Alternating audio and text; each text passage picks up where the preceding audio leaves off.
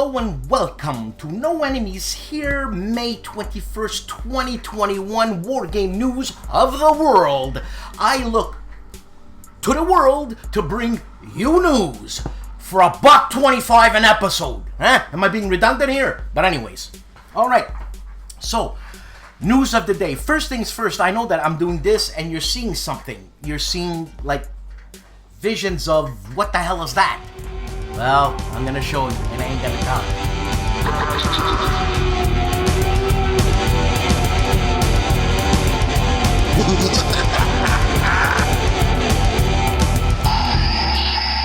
Yeah, I know what you're all saying, but I signed a non-disclosure agreement, and I'm non-disclosing. Anyway, so the news, the big news for me and for the industry is Sarah Iandi Verson of DVG is leaving. Now you're saying, well, what's the big news? What's what? Sarah is a rock of customer service. She busy, like a lot of people are busy, and she still has time to provide and to support all the content creators, which is great because these companies, and I'm saying these, need advertisement. As much as they don't think they need advertisement, think again. Also, a new game, and I'm super psyched out for this, from David Thompson, the new kid on the block, the cult of the new David Thompson, Sniper. I'm freaked out. I want to interview him. Hopefully he's got the time. Hopefully, the Farmer's Aid don't snatch him up, huh? Whatever. And I'm Grant. This past week on San Diego HistCon, we kicked it off, a pre-kickoff before Mo and Harold kick off the San Diego Historicon. We pre-kicked it off because we're always first. And we had a Canadian panel, and I called it the Quad Canadian Designers. We had Marco Poutre, who had to leave, too bad. He did the Rebellion of Upper Canada. I'm sorry, I don't know, but it's a GMT game. I can't think of it right now. I should have noted it down in my notes. Tomahawk and... what's that game by Marc Rodrigue? Bayonets and Tomahawk. Very interesting. Also, Robert Dulesky. Two games we spoke about. The Marcus Aurelius, published by HOLLANDSPIELE, and Stelicchio, as far as I'm concerned, I think that's the way it's pronounced, from published by HOLLANDSPIELE, designed by Robert Dulesky. Nice guy. It was fun. We had an interview, that's what I'm talking about. We had an interview preempting the San Diego HistCon, and we had a great time. It was an hour. Morgane was there. Morgane Gouillon-Retzi. We spoke about Pendragon. We spoke about her new game Hubris. Also, Marc Rodrigue of the Bayonets and Tomahawk has some news about expansions on that game, which is very interesting, and I want to interview him too because he's a Quebecer. I'm a Quebecer, right? And he wants to do a simulation of the Battle of Quebec, for Quebec, probably when we talk about Les Plaines d'Abraham, when the Brits beat the French in Quebec.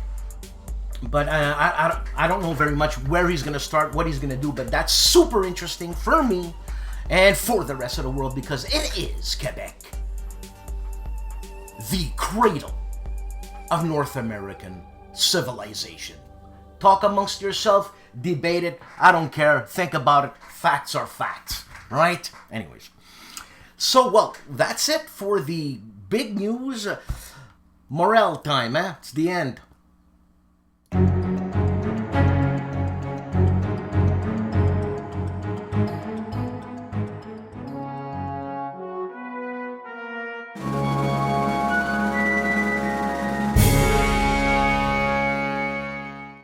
Hello, this is Riccardo Masini, and this time the greatest day in history and games is May 27th, 1940, the day of a miracle, the first day of Operation Dynamo, the day of Dunkirk. We all know what we are talking about, the disastrous Battle of France in 1940. After many months of substantial stasis, the so-called phony war, a sudden attack by the German forces totally overwhelmed the British and French units defending the border. But what many don't know is that it wasn't such a straightforward affair. Actually, to begin with, this was not the original German battle plan for the West Front. Originally, the German forces were set to repeat the exact same maneuver of World War I, the old Schlieffen plan. The idea was that relying on modern mechanized forces, the German army would be able to outflank the powerful but static Maginot fortified line and achieve that steamroller effect that eluded them in August and September 1914. The trouble was that the Allies knew that and were perfectly prepared to counter such a move. It was then that General Erich von Manstein, Chief of Staff of German Army Group A, decided on an alternative plan. Army Group B would feint an attack to Netherlands and Belgium, drawing all the Allied forces in response.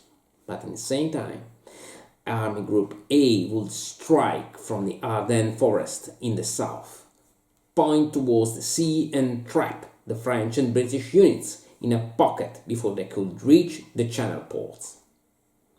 Hitler saw the plan and approved with minor but crucial modifications that slowed the original swift forward movement by the independent armored formations, keeping them more in touch with his lower infantry forces.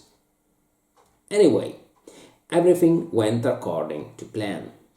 On May 10th, French army and the British Expeditionary Force surged forward to meet the attack by Army Group B, and immediately found themselves outflanked and surrounded by the unexpected German advance coming out from the seemingly impassable Ardennes region. At once, the Allied commanders began making improvised counterattacks to avoid the closing of the pocket, but the sudden collapse of Dutch and Belgian forces, the speed of the German panzer units, often operating outside of the received orders, the low quality of the French second-line divisions suddenly assaulted by the elite vanguard German troops, and the sheer wave of panic that followed nullified any attempt, however brave and valorous. After just 2 weeks of fighting, by the end of May, it was clear that the greatest portion of the Allied forces on the European continent was trapped and surrounded. The Blitzkrieg had struck. The situation could still be salvaged, or so believed the just appointed new British Prime Minister, Winston Churchill. After all, the main body of the French army was still fighting, especially the armored formations under General Charles de Gaulle. But in a dramatic meeting with the disenchanted French government, Churchill was astonished to learn that Paris had no more armed reserves to send. Now the situation was truly hopeless. The Allies could use 3 ports on the English Channel for the evacuation of the beleaguered forces: Boulogne, Calais, and Dunkirk. The first 2, however, were bombed, surrounded, and captured, leaving only the long beaches of Dunkirk as an option. But even if the panzers stopped their momentous advance, the perimeter held by the French forces was shrinking each day a little more against the German pressure. The initial planning for the evacuation highlighted all the difficulties and dangers. Even abandoning all the equipment, hundreds of thousands of soldiers had to be extracted from an hostile zone under constant attack by German bombers, artillery, small boats and submarines. A daunting task, to be sure. There was also the problem of the French soldiers. What to do with them? Churchill wanted to evacuate them on a Presbyterian basis with the British soldiers, but many generals opposed this. Each French soldier rescued meant that one British soldier would be left prisoner in German hands. The British command was already keeping the few precious Spitfire fighters out of the area, leaving only the older and more expendable Hurricanes to act as air cover for the beaches. In the end, Operation Dynamo, as it was called, got finally underway. Military ships of all kinds, together with requisitioned civilian boats with naval or even civilian volunteer crews, crossed over the channel, defying all kinds of risks and dangers to rescue the stranded men. Incredibly, and even against the most optimistic previsions, Dynamo managed to recover more than 300,000 British and French soldiers to carry on the struggle. Not a small reason for the success of this brilliant military feat is due to the sudden halt of the German armored formations. For decades, historians have tried to understand such a decision made by Hitler. Fear of losing the panzer spearheads, overconfidence in the capabilities of the army and the Luftwaffe, maybe the political necessity of not humbling the British to leave the road open to following peace negotiations. Whatever the case, Churchill's answer to the German diplomatic overtures after Dunkirk was clear. Even if recognizing that wars are not won through evacuations, Churchill stated that the British will keep on fighting on sea and air, on the beaches and the landing grounds, in the fields and the streets, even abandoning Great Britain and continuing the war from the overseas dominions if necessary. Anyway, and at all costs, the British will never surrender. Today's game brings us back to those terrible days when the Western Allies were overwhelmed by the German military machine and lost all of their territories on the European continent. Today's game is Dunkirk. At first glance, Dunkirk looks like a conventional block game, like the very appreciated Columbia titles or the Old-Fast series. But even if many essential mechanics such as fog of war and gradually degrading units remain the same, there are also crucial differences. In Dunkirk, military structure matters a lot. Supreme headquarters blocks can give important advantages such as additional strategic movement, combat rounds, reinforcement steps, while formation headquarters are essential in keeping all the segments of your army in command.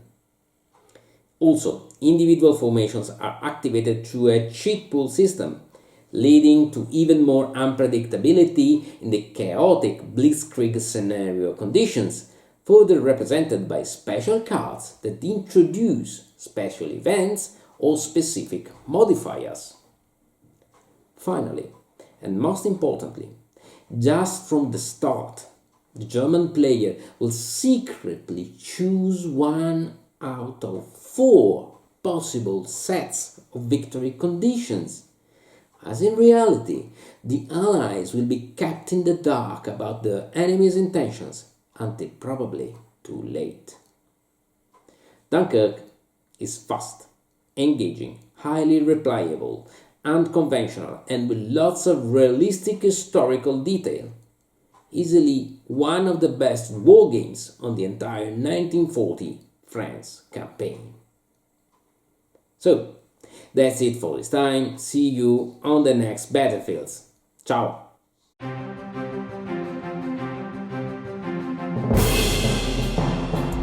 Mauro Faina is live with Il Giannizzero Nero with the Black Janizary, and he's live speaking about games with the beach landings, the Normandy beach landings. And the OG, the original Grognard fell on his head. History maker, golf, Championship Golf Simulation Board Game Action Book! OG, come back! KilRoyWasHere unboxes Dunkirk, France, 1940. Worthington Publishing. And KilRoyWasHere looks at Julius Caesar, Caesar Pompey and the Roman Civil War from Columbia Games. He unboxes it, and trust me, you wanna have an unboxing show for the rest of your life? He can do an unboxing every single minute of every single second of every single day for the rest of your life. That's how many games he's got. God, I almost lost breath and passed out. KilRoyWasHere, Julius Caesar. And get back of the GIMPY gamer. And you know, this guy puts out a lot of videos, seriously, man. Anyways, he's checking out Point Blank, a game by Sean Drulinger. I can't wait. This is an upfront, modernized. That's the way I see it. Plus, checks reviews through Blood Red Skies Part 4 and Woke Hard 2, Woke Harder. I don't get it. GIMPY and Dad versus Son is getting into some deep waters. Well, he's turned 18 into deep waters with Fortress Europa.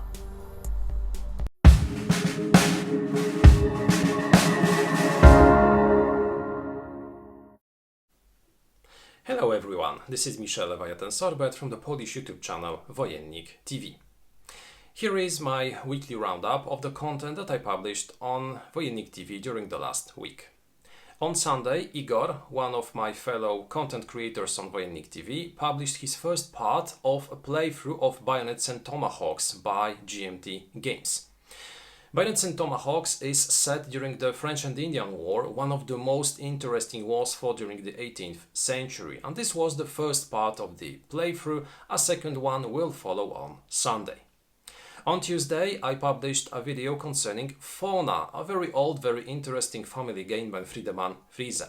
This is a review which I created some 6 or 7 months ago, and it was at the time when I recorded all my videos both in Polish and in English. So this is a Euro game. Since then I changed my policy. I am recording only wargaming videos in English, but at that point I also recorded Euro games in English, so I still have some of them and I intend to publish them since they were created. So if you are interested in taking a look at this very old, very interesting family game, please take a look at it on our channel. On Wednesday, a war game, and a true war game, because I decided to publish the unboxing of the Polish version of Imperial Struggle. Imperial Struggle is a follow-up to Twilight Struggle, or a follow-up in terms of the year when it was published, because it was designed by Ananda Gupta and by Jason Matthews, the authors of Twilight Struggle. But of course it is set very earlier, because it is set in the 18th century, and it depicts the struggle between France and Great Britain for global dominance. Finally, on Friday, I published a review of a prototype of Coalitions, a game which will be launched soon on Kickstarter by Phalanx. This is a game covering the Napoleonic Wars, in which we can take control of one of the 6 major nations fighting during the Napoleonic Wars. We have France, Prussia, Austria, Russia, the United Kingdom, and additionally we have also the Ottoman Empire. Each of the players will take control of one of those nations, or of more than one if we have less than 6 players, and will strive to create coalitions, to make conquers, to increase his economical power. In general, it should give you a feeling of fighting the entire Napoleonic Wars, not only on the battlefields, but also on at the diplomatic table and in the economical aspect. A very interesting project which, as I said earlier, will be soon launched on Kickstarter. And those were the 4 videos which I have published on Wojennik TV during the last week. Thank you a lot for watching this roundup. I wish you an excellent weekend and happy gaming. And on the channel Legends of World War II, this is where we relax, light up a bowl of fine English Oriental tobacco and listen to World War II veterans describe their traumatic frontline experiences. And Bear Bodes Wargaming and Mana Camera and his game's Operation 80th Anniversary Analysis Thoughts and Musing is checking out. That's how Yoda would have said it, if anybody was listening to the grammar that was coming out of my mouth and resonating into your eardrums. Ladies and gentlemen, Bare Bones Wargaming and Jan Heineman of a Let's Play History must be on vacation because this is the least amount of work I've ever seen him do. And so he's checking out again Viva la Revolution and Strategic Command World War II War in Europe with Let's Play History with Jan Heineman. Matt White, the wargame artist, takes a look at Target for Today, a game by Steve Dixon and Bob Best, Bombers Over the Reich, 1942 to 1945, a game published by Legion Wargames. Rough Swordsman Wargamer checks out an unboxing of Target for Tonight, a game designed by Steve Dixon and Bob Best and published by Legion Wargames.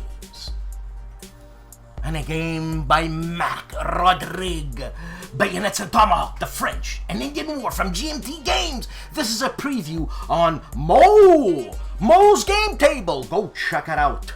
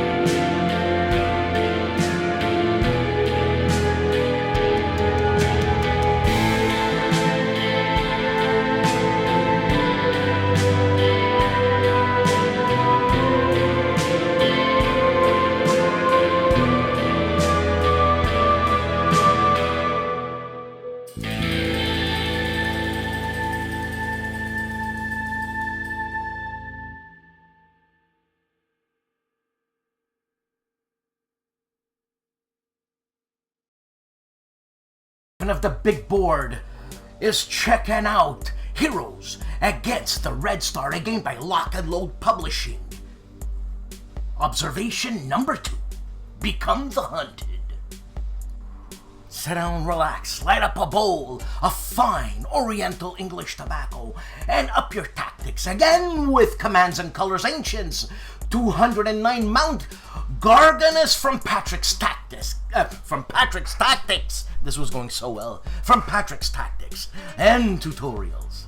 Fail, I failed. And Stephen Dolges plays a most, in my opinion, difficult game, Korea. Fire and Ice, playthrough number 2, post-mortem report. Eesh, doesn't look good. Sit back, light up a bowl, nice English tobacco, and check out Legendary Tactics and Up Your Tactics and Strategy with full games of War at Sea and Pandemic. What does the board game teach us? Also Twilight Struggle strategies. And in the language of Spanish, Julius Fairfax gives us his opinion on Atlantic Chase, a game by Jeremy White, published by GMT. And the man with the light eyeballs I wanna have, Seek Out and Play, is in melee mode, creating a Roman soldier. He gives us a short video to help us create a Roman soldier for combat and melee by Steve Jackson Games. I think ID Jester is back with a shellacking's worth of war game videos. He says after a long time away, well, he gets back to Survival Wolfpack, The Gang, and Mike Bertuccelli Part 2. Check these guys out playing Mike's game, Tank Duel. My own worst enemy is unboxing the Battle of Midway. And Hexes and Soldiers gets all American Civil War on us with Warlord Games' epic battle, American Civil War Second Wave. And Harsh Rules is breaking down part 5 of Holland 44, part 5, a game designed by Mark Simonich, published by GMT. Hex to Hex is looking at Revolution's games, The Battle of Cedar Mountain. This is a review of Stonewall Sword Turn 2 After Action Report. And Combat Board Games gets all intellectual with us, and he's looking at a book, Yours to Reason Why, the book that puts you in the commander's role. And the Hugh Hefner of War Games Wardy Robe Live playthrough is checking out a fan-made Blitzkrieg Command 4 QRS, he says. You know, I don't know what that means, so I gotta check out his channel. And that's what you learn over here. Isn't this great? Thanks, Wardy Robe. And Timmy is back of Hairbrained Games with his Weekend Games. And Cody of the Discriminating Gamer is checking out a game of blood and treachery, Spartacus. And back to the table goes to another stack of games, stack of game number 7. And the No Enemies Here Grognard of the year 2020, Jim Ozarski, is playing the Pac-Man Will, hopefully. And finally, stop lamenting, he says.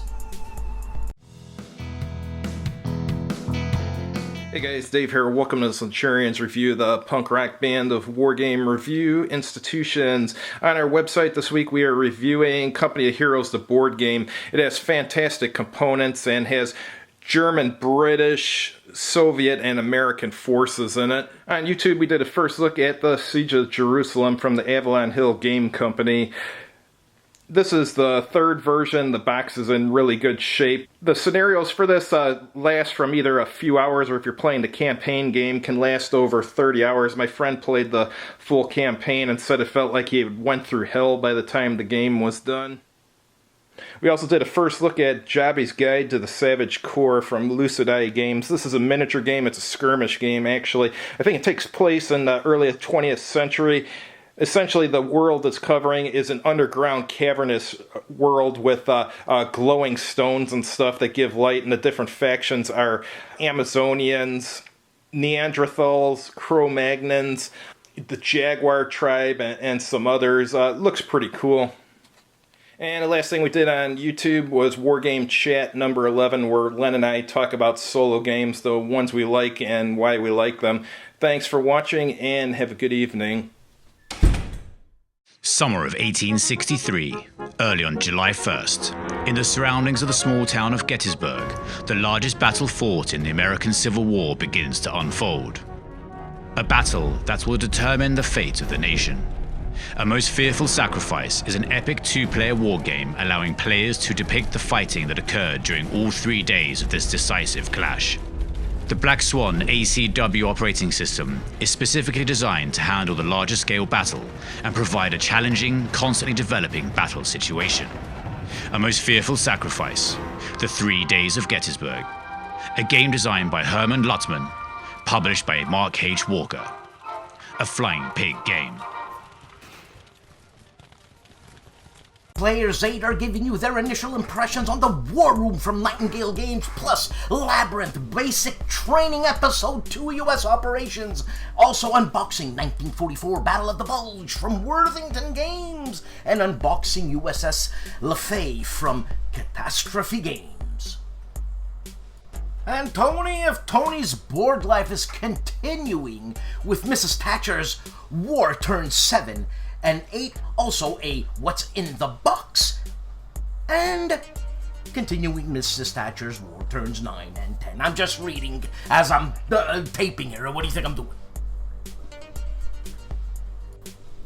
And Omuluden hosts the first episode of the War Game Book Club. There's a few people there, and I hope I don't mispronounce their name, but Fred seems like he's hosting it. Natalie, seriously, the first name? Natalie Vorzik, David Scrampton, Riccardo Mazzini, and Corey G. And the strong man, Rob Oren of Rob's Tabletop World, talks about a hopeful return and more. And at the Tank Museum, I think this is in Bovington, England, they talk Tank Chats, number 126, Guy Armored Car, the Tank Museum. And James Isaac from Castle Archon checks out and gives us a tutorial on Columbia Games' Julius Caesar. The chief of Bonding with Board Games finally looks like a man with a beard, is checking out or unboxing Command and Colors Napoleonics, a game from GMT and designed by, and this is industry talk, the Borg. Say you got it from me.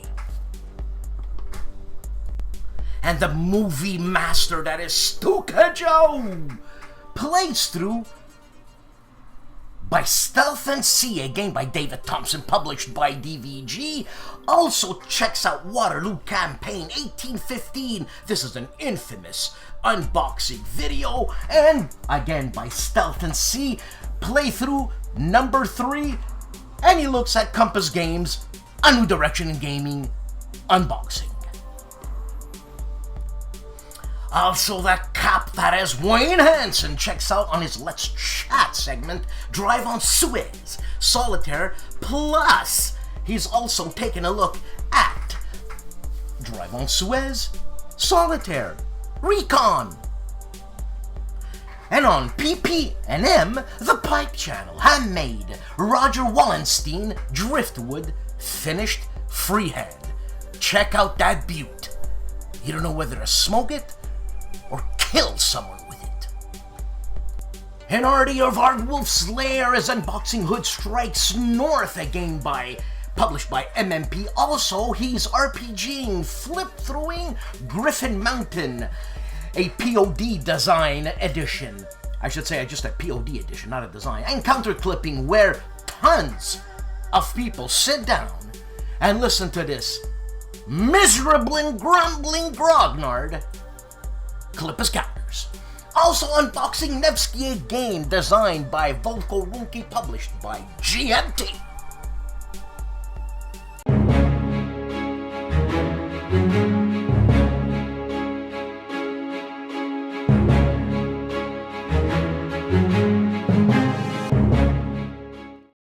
Hello all, today Kilroy goes off the shelf on buying used games. Now, there are 3 segments of our hobby on far as buying games. There's the predominant segment, which is most of us, if not almost all of us, we buy games to play. That is our primary purpose. It's a game, we want to play it. However, there is a segment of us that buy to collect. They might buy 2 copies and keep one to play, but then keep one that is kind of their collector's copy. However, there is a small segment of our hobby that really don't play the games that much. They really are buying them to collect. Now, all games are meant to be played. So my primary motivation is to play the game. So I buy games to play. However, I have a lot of games. I own a lot of games. So I do kind of fall into the somewhat of the third category, which is a hybrid of the two, in that I buy primarily to play, but I also want to keep a nice, good copy of my game. I keep the components nice. I try to treat it nice so that it's not necessarily a collector's copy, but I collect a lot of games. So if you are more of a collector and want that pristine copy, then buying used games is probably your last resort. You probably don't want to buy a lot of used games. You're looking for shrink wrap games or unpunched games that you can kind of verify that are in very good condition. For people that want a player's copy or want to play the game, which is me, then used games is an option. It's out there, but when you're buying a used games, there's some due diligence that you want to do. I mean, I have a video earlier that talks about where I get my games, online and very other friendly local gaming store and other sources. So you might want to check that out. But in any of those options, you kind of want to do your due diligence. So with used games, which can either come through auctions or the Console World Marketplace or stuff like that, you want to check the listing. You want to see, is it unpunched? Is it complete? You want to correspond with the seller. Send them emails, ask for pictures if they're willing to give pictures. Sometimes, they don't want to go through that hassle, but, getting a picture is picture's worth 1,000 words, right? But you want to correspond with the seller and try to get a complete picture of what you're buying, especially if the price is pretty high. You want to make sure you're buying a good copy of that. Also, you want to check the inventory, check BGG, check unboxing videos. That's why I do a lot of unboxing videos, because I use that as a tool to see what is in the box and see what I'm getting. So when I am corresponding with the seller or checking the listing, I get an idea of what I am buying. So those are just some, friendly tips when buying used games. But, not everybody has necessarily a horror story, but everybody has potentially a bad experience. I mean, one example here is, Cataphract for me. If you can see from this copy, it's very faded. And I didn't really understand, I didn't get any pictures of it, so I didn't really understand what was going on with this game, but it's very faded, and then even the counters are faded. So I never had that happen before, but if you can see there, some are more faded than others. The back sides are usually pretty good, but the front sides are very faded here. Now, from a collector standpoint, that might bother some of you guys, because, I mean, the counters are different colors because of they've been faded. I don't know if this game was left out left up and out in a sunny area or something, but, they are faded. But it's playable. There's nothing wrong with the playability. The colors are not that different or diluted that I can't play this game. So, this is a more of an example of, this is a player's copy. This is fine. Unless I, submit to my OCD, I'm probably going to, keep playing with this copy and keep using this copy. It's complete. Everything's there. Another thing that happens when you're buying used games is sometimes the rule book is annotated. This one here has notes throughout. Little annotations in the side there. Sometimes they're highlighted. I don't know if that bothers you guys. Sometimes they're just putting in the errata, but it's their interpretation of the errata sometimes. So that's something else that that happens with a used copy. If you want a collector's copy, you're probably going to want something a little bit more pristine. This is a player's copy, and I'm fine with that, because I'm more of a hybrid. I buy 75 to 80% of what I want is to play that game, if not even higher. But I do want to have a nice version that I can keep and treat nicely. Another example that I had recently is buying Twin Peaks. Now, this was a very, very low auction bid, so I wasn't too concerned, but I did correspond with them, and they said there were certain things that were missing from it. They said that there was a torn corner. I'm not wild about that, but it was a pretty low asking price, so I didn't really care about that. It came with two counter sheets, or two counter trays, and I did my own inventory. That's another thing you have to do with used games. You're going to have to do an inventory. That's another reason why you might want to go to BGG or look at unboxing videos. The scans of counter sheets are your gold mine. You're going to need these scans of counter sheets if you want to do an accurate inventory to make sure that everything is in the box. Complete inventory, everything was in the box. Everything was great. The things that he said was missing, though, he said that it was missing one of the battle books. It was not missing that battle book. It was missing the other battle book. There's two battles in the Twin Peaks. It was missing the other battle book, but it was also missing all the supplements for that battle book. It was missing, the terrain effects chart, the combat charts. It was missing the holders, the cards that you use to hold the forces or show, the turn track, all that. It was missing all those elements. And so I corresponded with him after purchase, and the guy was great. He gave me a refund. I didn't even ask for it, but he said, yeah, I'll give you a refund on that, and refunded the shipping. So that was great. Then I reached out to the Board Game Geek community, and, several people that own this, they sent me scans. And so I was able to, there wasn't files on the site, so I was able to use those scans, and thank you to all you guys that that responded to me on that. But I was able to get good scans and print those out, so I was able to play this game and have all the necessary player aids and charts that I needed. But I also reached out to GMT, and now for a cost, they had all the missing components. So I was able to get the battle book, from GMT, again, at a cost. I was able to get, the charts that I was missing at a cost again, and I was able to get, the 2 turn tracks for that battle. So I have a complete game now. I have a torn corner, but I have a complete game that is punched and complete, and have storage trays to boot. So at the end of the day, I had to pay a little bit extra to get those extra components, but I've got a complete game, and that's what I want. I want a player's game. I'm not looking to take this game and necessarily resell it. If you look at my collection, I don't get rid of anything hardly. Every once in a while I might trade or resell something, but very, very rarely do I do that. Again, that's the collector side of me. But anyway, so these are some thoughts I have on buying used. What is your thoughts? What tips do you have? Love to hear them. Thanks.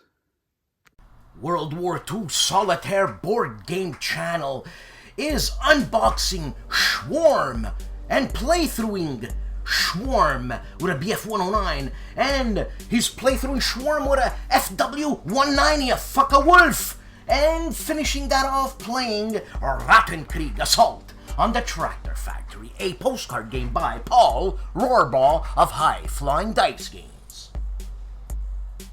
And Kings and General checks out ancient Celtic armies and Mediterranean War Italian raids on Alexandria and Gibraltar. Plus, his opening scenes are wicked. Little Wars TV is designing homebrew wargame rules. Add a little house rules to your favorite game and a time-honored tradition in tabletop wargaming. And the man famously known as Calandale, Enrico Viglino, is playing Diodolci, and also music by request, books by request, and Diodolci again.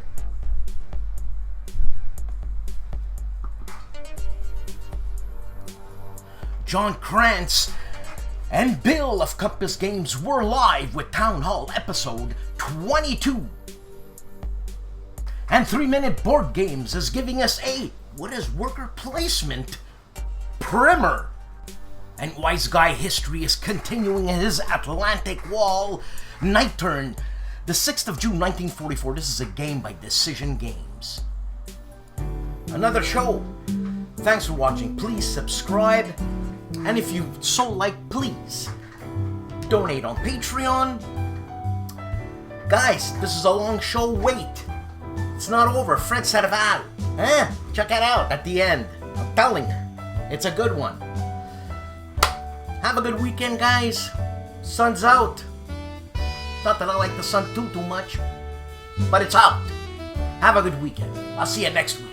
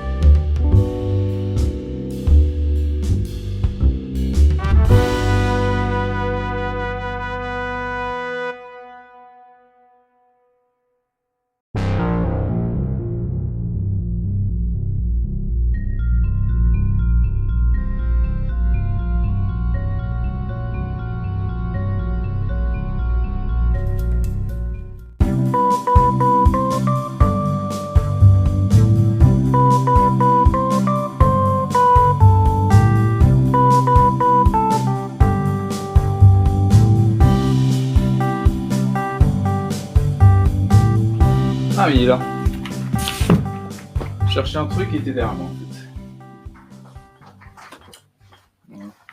Hey, you know Worthington Games?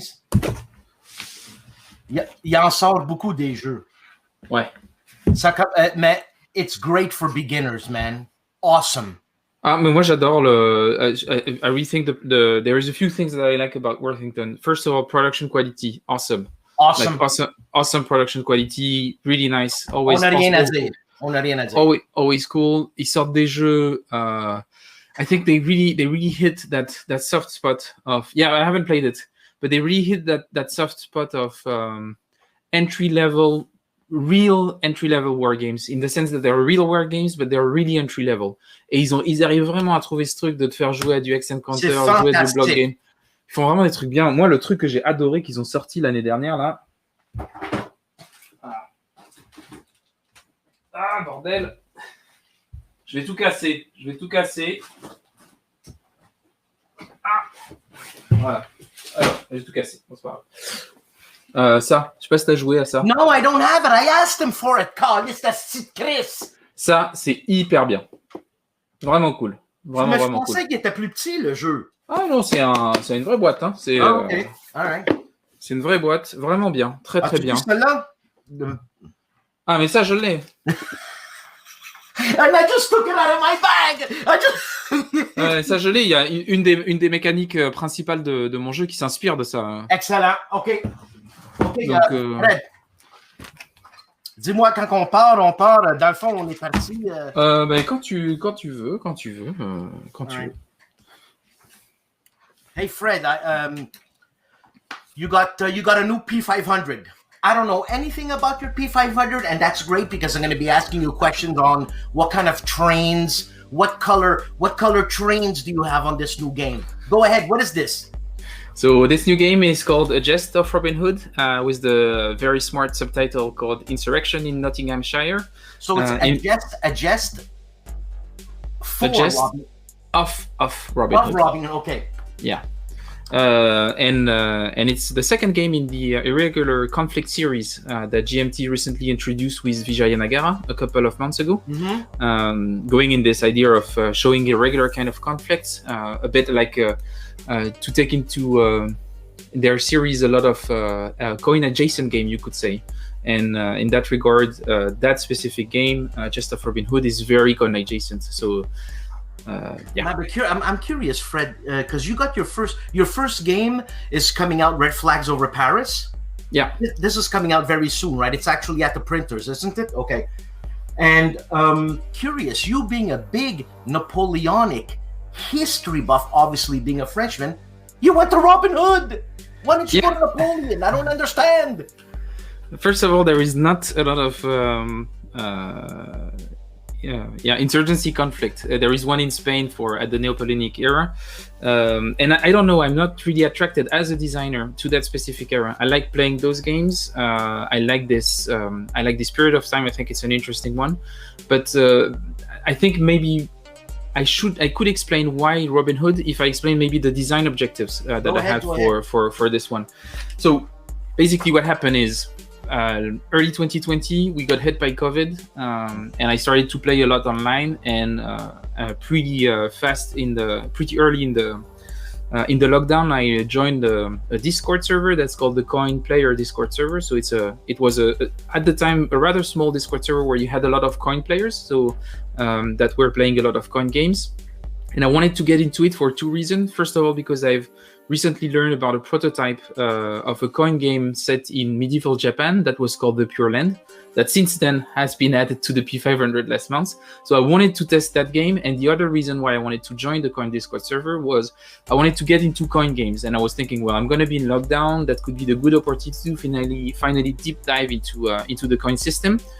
A system that I played once in a while in the past. I had played Andean Abyss before, A Distant Plane, and I played a bit of Colonial Twilight. Maybe it was the one that I played the most. But I never really felt like I really fully understood the system, that I really got into it. I thought it was a bit far away from what I used to play, so it was a bit hard. So now this is a coin game, what you've just created. Yeah, it is a coin game in a lot of ways. Okay. But the reason I made it is I actually wanted, and that's the thing that I started thinking about last summer. I was thinking, what if I could come up with a coin game that is more accessible for people who didn't get into coin and feel like it's hard to wrap your head around coin. So exactly thinking about And thank you very much for doing that.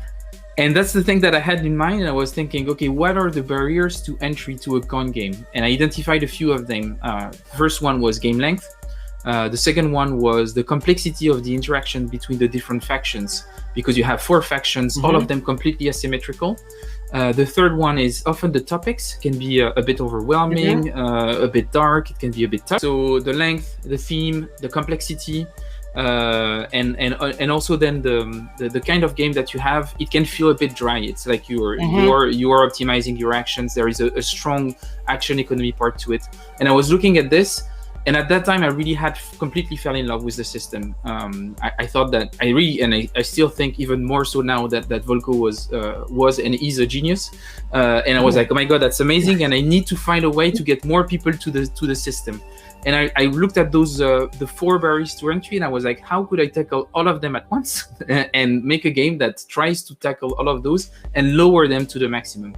And that's where the idea came from. And I was thinking, what insurrection could I find that is known by everyone, is not frightening as a topic, might limit the number of interaction, and I could tell a nice compelling story and play a bit with other mechanics without anybody being bothered by it. And then I thought about it for a while, and I actually came up a book that was, and it's this book, Bandits by Eric Hobsbawm. So that's a history book about banditry, social banditry, and all this. And there is an article in it, or a chapter in it, about Robin Hood and social banditry in the medieval era.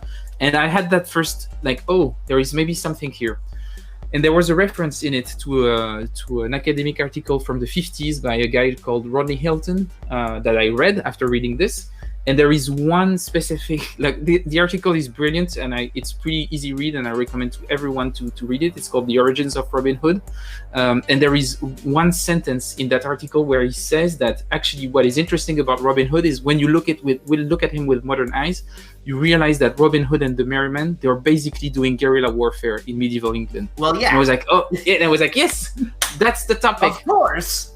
And that's the idea, and then everything came from that. It's like, it's a theme that everybody knows, everyone can relate to. It's not purely historical, and that we can discuss a bit if you want afterwards, but it's not purely historical because it's a bit of a myth. So I have a lot of constraints that I can remove from a classical coin game, in terms of how far can I go with the mechanics. If I want to introduce push your luck stuff to make it fun and everything would be okay with that. And then I was like, I have 2 archetypal faction. I have the perfect counterinsurgent, the sheriff of Nottingham, and then I have the perfect insurgent, the Robin Hood. Band of Merry Men, yeah. Exactly, in the Band of Merry Men. So you have 2 factions. You said you have 4 factions. No, only 2. Only 2 factions. Good. Okay.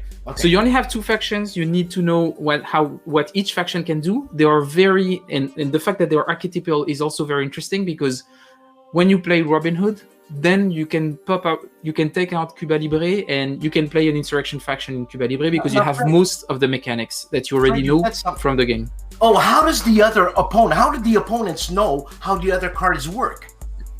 Oh, so the system stays the same as in coin. So you do have a card, and the card has 2 events. One event that favors the sheriff, one event that favors Robin Hood. So it's all the classic coin mechanics are here, all the markers are here. I even implemented lines of communications, which is usually the bit that is the hardest to wrap your head around when you start playing into coin game, and I made them mobile. So you have lines of communication within the game, but this line of communication actually moves around the board, and those are the carriages that the sheriff is using to extract wealth from the peasants and bring them back to Nottingham. So you actually have almost all of the elements of a classical coin game in a simpler package, in a more accessible package. It plays in an hour or so, maybe a bit longer if it's your first few games. Wow, that's fantastic. Maybe a bit shorter if you are used to the game. And and that's the whole idea. And because it's Robin Hood, we could actually play with the mechanics. So you have a small traveler's deck. So when you're robbing travelers, you actually draw a traveler, and you have a bit of narrative. You have different options when you meet a traveler. What do you want to do with him? Do you want to just find a fair trade to take a bit of money from him without being too mean, or do you want to go really dark and extract more resources but taking more risk? And then you have hidden movements mechanics. So the carriages of the sheriff, only the sheriff know what they contain. So as the merryman, when you're robbing those, you don't really know if you're taking a risk or not. You don't really know what you're going to discover in the carriages. And Robin Hood is a piece in the game, and it's also a hidden movement mechanic. Like Robin Hood hides among the merrymen, and the sheriff is trying to find him. So he's trying to reveal him and find a way to capture him and put him in prison. Do we have an artist yet? No artist yet. We've been discussing a lot because I think there is a good opportunity to make it very approachable and accessible, and I think having an illustrator would be a great idea. And this is currently in discussion. And if you think it would be a good idea, I would recommend to say to GMT, I think it's a good idea. You should do it to convince. How young can a player play this game? So the youngest player that I've seen playing the game was 11 years old. Okay, that's pretty good. That's pretty good. But it was, to be fair, it's a kid that is used because of his father to play a lot of games. So I would say that around 12 you can start playing it. If you don't have a lot of board game experience, maybe around 14. But like definitely young teenagers could potentially play the game. Not meaning that it's an easy game to master. It's a pretty I understand. Yeah. Did you get your inspiration from that game Root? Not really. I do play Root quite often with the group. Would you suggest that game? Root, yes, I would definitely. I think Root is an awesome game. Like it would be hard not to suggest it. I mean, it's made by CARROLL, which is probably the designer that I'm the most envious and admirative of the last few years. I think Pax Pamir is probably in my top 5 games of all time. So I really love his work. The thing with Root is that for me, it's not doing the job of being an entry point into the coin series, because it's radically different in terms of mechanics. Even if he gets a lot of ideas from it, he gets ideas, but not necessarily mechanics. Okay, so it's the flavor. It's just the flavor. Yeah, it's just it has a bit this flavor of a coinish game in a fantasy setting, whereas the purpose of that design was really to have a fun coin adjacent, but still it shares a lot of the DNA of the core series. Now, what's interesting about a coin system? You said, "Wow, that's really interesting." What is it? It's the interplay between the cards. Do you have to know the cards in advance? And also, here's a third question on that: if someone knows the cards and the other person doesn't know them quite well, is it like a Twilight struggle where you're just gonna wipe the guy out? So to prevent that, because I don't want that to be in the game, there are going to be more cards than you need to play a game. So you're always going to have around 6 to 8 cards that are not in the deck. So even if you knew the deck fully, you will never know that all of the events will come through. So you cannot really plan that much for it, because I want to prevent that part of the game. I want player to react to a situation and not plan for a deck that they know is going to come up. So that's something that I would like to prevent. What I think are really great about the con system for me is asymmetry of means and asymmetry of objectives. I think it does that really well. For me, that's one of the core things that I think is super interesting. And the idea that both players are going to be facing an opportunity, and what's going to be interesting is how they both react differently to that opportunity. And the game is there. There is one thing that is not in the game that I think is brilliant about coin games, but that the game cannot do, is the player interaction when you're multiplayers. So when you have the negotiation between 4 players, and that tempo that you have about taking an action, then a full turn is going to happen before you can take another action. This cannot be in a 2-player game, and this adds a significant layer of complexity and also a significant length to the game, and that I couldn't keep for my design objectives. But that's a choice that I had to make, and I think I'm very happy with the results. I think it's a really fun game to play. Of course, I'm biased, but we had a tournament of it. And are you getting it play tested? It's being play tested all the time? So we actually had a tournament. So for people who follow me on Twitter might have seen, or the people who are on the Discord server, so we had a full-on tournament with 32 players. So it was actually an actual tournament. And it was really fun because at first people said the sheriff is OP, it's impossible to beat the sheriff. And it's true that the first round, I think we only had two Robin wins, so it looked like it was very unbalanced. And the more the player got experience, the more they understood how the sheriff, how Robin Hood works, the better they got at it. And then it shifted back, and actually it's Robin Hood who, it's a Robin Hood faction that actually won the tournament in the end. So it's there is a bit of a learning curve to actually know how to play Robin Hood well. But I think that's one also of the value of the game, is that it's going to be fun to figure out this, and it's actually hard to be Robin Hood. You have to be very smart and take a lot of risk, and the game rewards that a lot. The thing with the coin system and the asymmetry that you have in it is that because you have this event coming up each turn, actually maybe it's not that useful to plan that much in advance, because you never know what's going to be the next event anyway. So you can have plan A and plan B, and then you'll see for plan C depending on what's coming up. So it's not that brutal in that sense. Not like chess where everything is completely deterministic. So the game is event-based? Yeah, like every coin game. Each turn you have an event that is revealed. There is a Robin Hood option and there is a sheriff option. And you, as a player, the first player decides, do they want to take a limited operation? So in that case, it's called a limited plot. And then they will take one single action in one single place. Do they want to take the event? And in that case, they will just resolve the event. Or do they want to do plots and deeds? So take one action in multiple spaces and then one special action that is called a deed. A heroic deed in the case of Robin Hood and a villainous deed in the case of the sheriff. Have you thought about components? What type of components? Because everybody screams about blocks. Oh, that's the thing. It's a coin game, so you're gonna have, and that's what I want. I just want them very chunky. That's what I would like. I would like really chunky hexagon pieces. But one of them, I want to have fun with the embossing also to make them pretty nice. And you're gonna have two types of merrymen. When they are revealed, you're gonna see them face up. But one of them is going to be Robin Hood. So one of them is going to be is going to have a different embossing. So that's going to be a special piece. And then, yeah. I was going to ask. Okay, so you have the Sheriff of Nottingham as one faction, and you have Robin Hood and the Band of Merry Men. Marianne, is she in there, Marianne? As an event, yes, she's present. Marianne is there as an event. Is this game more, I'm going to say, more kiddie-like, more cartoony-like because of the subject, or is it's serious?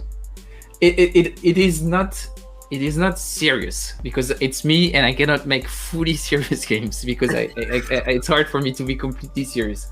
And already saying I'm gonna make a coin game about Robin Hood, you cannot be fully serious. I understand. Yeah.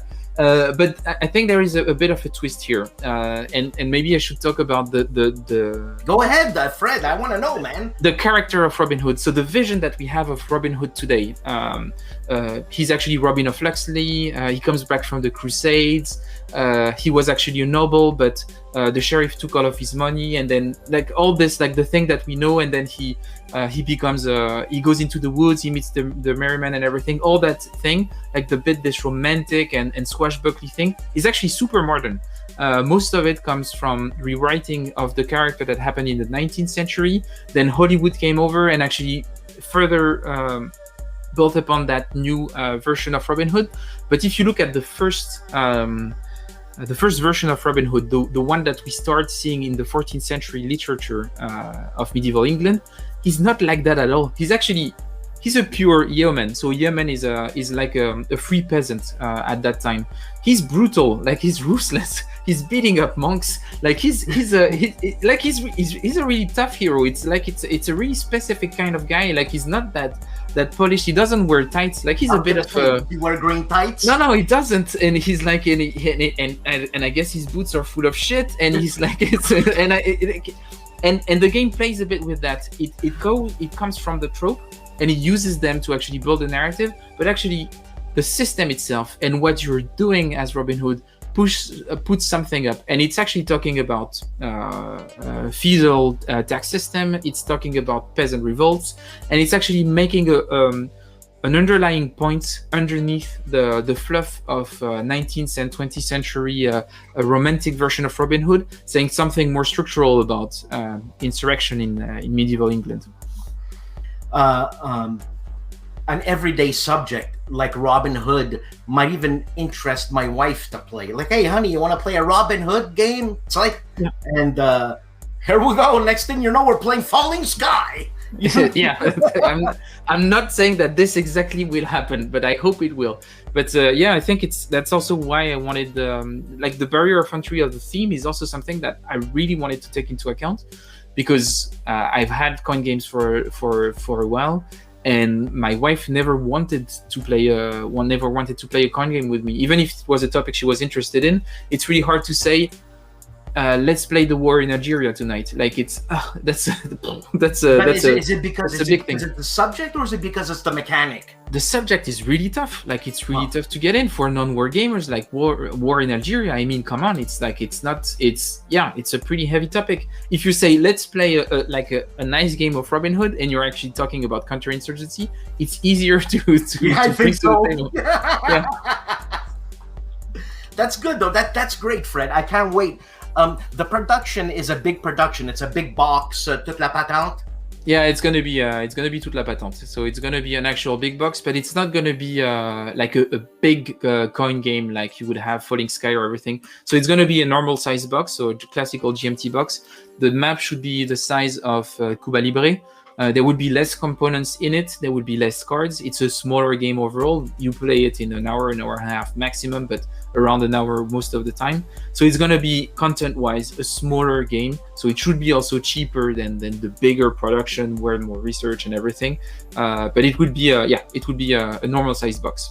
Are you developing the solo project, or is it Jason Carr? So if there is a solo bot, and I don't know if there is one that is planned, not that I'm aware of. It's not a discussion that we had. If it's if there is to be a solo bot, it would be GMT1. Yes. Oh, okay. So Jason or whatever. So Jason or whatever minion he has working for him. And the thing is that for me, the experience of what they did on Red Flag over Paris was amazing. They like GMT1 really blew my mind. So what Luke did with Jason, then with the support from Joe, I think it's amazing what they did. For me, the game was not playable solo. I was really against it. Then they came up with the solo bot, and I was like, oh yeah, that's actually really excellent. Yeah. And so if there is to be a solo bot, for me, I want it to be fully handled by GMT1, because I just fully trust them on. You know, I think there will be one, because someone like me wants to play Robin Hood. And if I want to play Robin Hood and nobody wants to play, well, I still want to play Robin Hood. And how do I do that, Fred? Just reach out to me and we play on TTS. That's totally fine. Like, I'm always here. You're right. And the TTS mod is already available for playtest. So if you want to play, yeah, of course. If you want to play, I can show it to you whenever you want. Playing, maybe Fred, maybe playing is just I have to organize my brains here. But I'd like to see it. I'd like to take some screenshots. Yeah, sure. Of that and show it up here, kind of thing. You know? Yeah, no problem. When is it P500 yet? So this Thursday. This coming Thursday, that means that this show is on Saturday. It came out on Thursday. Yeah. Okay. Well, check it out. P500. It's not even. There's nothing written about it right now on the GMT page. No. For now, the GMT page doesn't exist. At this point in time, when we're recording, the GMT page doesn't exist. The BGG page exists, but because that I made a mistake. I made it too early, thinking that BGG.